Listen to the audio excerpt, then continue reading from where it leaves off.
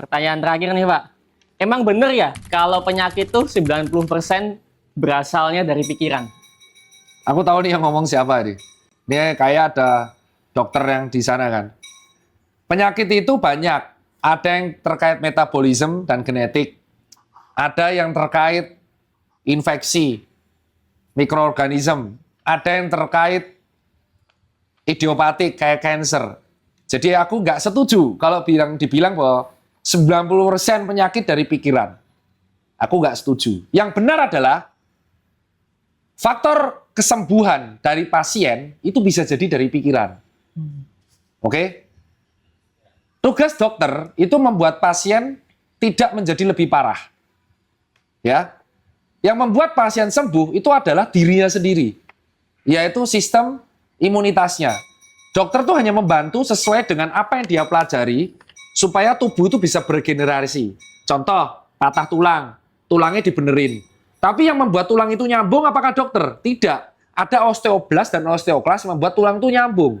Ya, jantung. Apakah jantung ada gangguan? Terus dokter jantung langsung benerin? Tidak.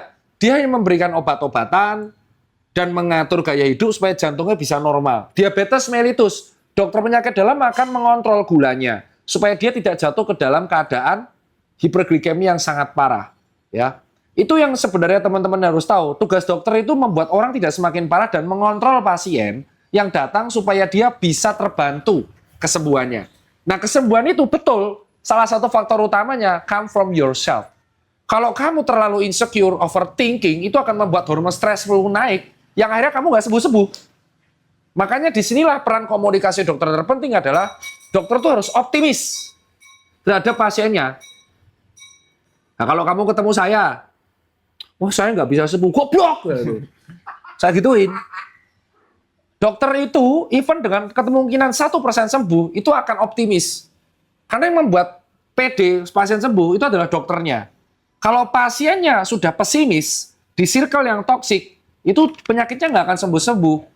Gitu loh. Makanya saya kurang setuju kalau dibilang 90% penyakit adalah dari pikiran. Penyakit itu bisa datang dari mana saja. Tetapi salah satu faktor penting yang membuat pasien sembuh adalah pikiran pasien itu sendiri. Itu alasan kenapa pikiran itu bisa membunuhmu.